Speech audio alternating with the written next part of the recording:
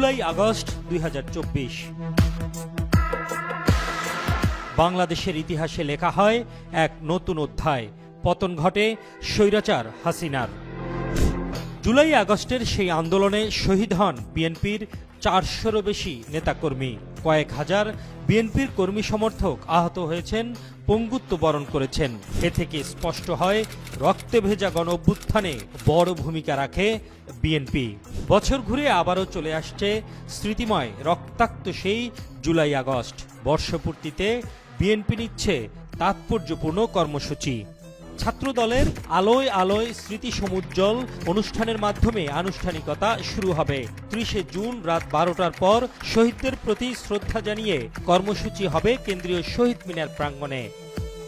1 জুলাই সব রাজনৈতিক দলের অংশগ্রহণে বাংলাদেশ চীন মৈত্রী সম্মেলন কেন্দ্রে হবে বিশেষ আলোচনা সভা।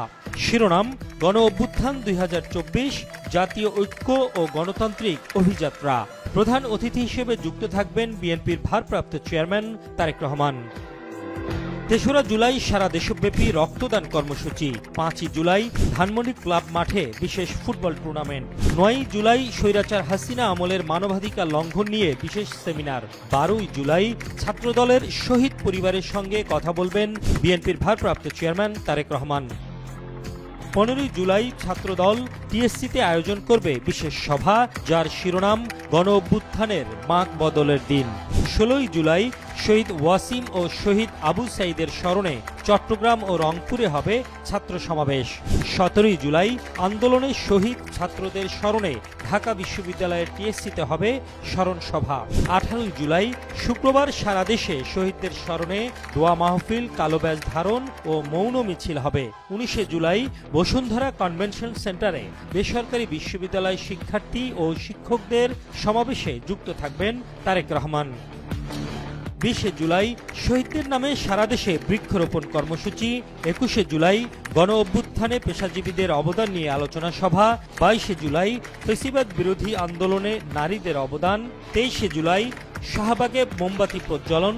24 জুলাই গ্রিক গ্যালারিতে ফ্যাসিবাদ বিরোধী ছবি ও কার্টুন প্রদর্শনী। 26 ও 27 জুলাই মানিক মিয়া এভিনিউ সহ সারা দেশে গ্রাফিতি অঙ্কন। 28 জুলাই ডেঙ্গু প্রতিরোধে পরিষ্কার পরিচ্ছন্নতা অভিযান। 29 জুলাই গণতান্ত্রিক পথযাত্রায় শিশুদের অবদান নিয়ে বিশেষ সভা। 30 জুলাই সাভার আশুলিয়ার সেই স্থানে হবে শহীদদের স্মরণ, যেখানে পুড়িয়ে ফেলা হয়েছিল যোদ্ধাদের। 31 জুলাই ঢাকা সহ সারা দেশে হবে মার্চ ফর জাস্টিস। আগস্টেও চলবে